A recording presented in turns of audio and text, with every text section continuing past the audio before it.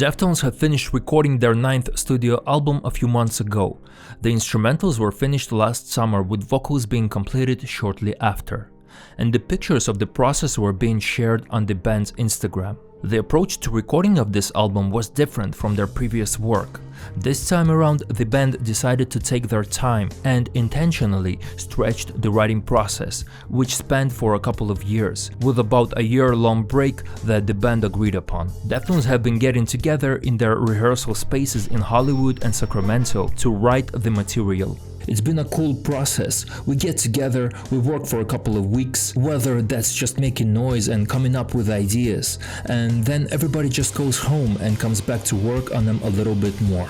An approach which works well for the band, considering how spread out all over the country band members are. Overall, it's great to hear the band is in a good relationship and everyone is just trying to enjoy the process, because Deftones did have a rough time while working on their 4th and 5th efforts, when the band was in a turmoil, especially the writing process of Saturday Night Wrist, which was done by band members sending audio files to each other over the internet. As for the sound of the new album, Chino mentioned that it's in a sort of experimental area of Deftones' sound, which is reminiscent of White Pony, their most experimental and critically acclaimed effort. Terry Date, who produced first 4 albums by the band and was working on the unreleased Eros album, is back working with Deftones on this upcoming release as well, and the album is currently in the mixing stages. We got an update from Abe Cunningham on April 17th.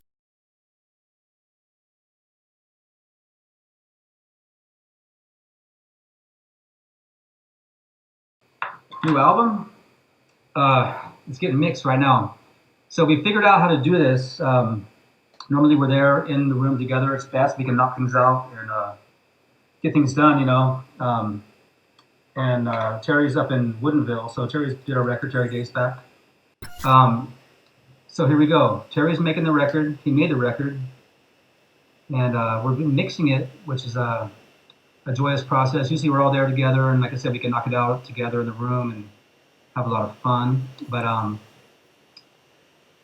this thing came along, COVID-19, you might have heard of it. Started with this. No, it didn't.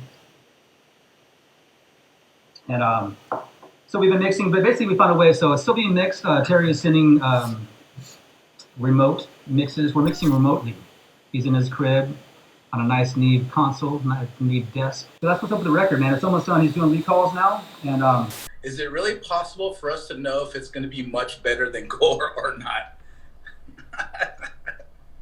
I think that's up to you. That's subjective. oh shit, that's our new shit. There you go. Now you got some tunes. I'm gonna stop that before I get in trouble.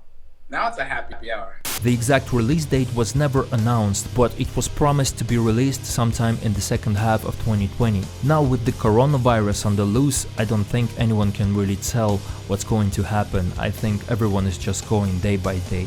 I'm personally really thirsty for another Deftones album, as I was not the biggest fan of their previous record, Gore, my least favorite album by the band. Something was not quite right about it. I did not like the mixing and the overall feel of that record. But according to Chino, the new album will sound more like White Pony, so I'm really excited about that.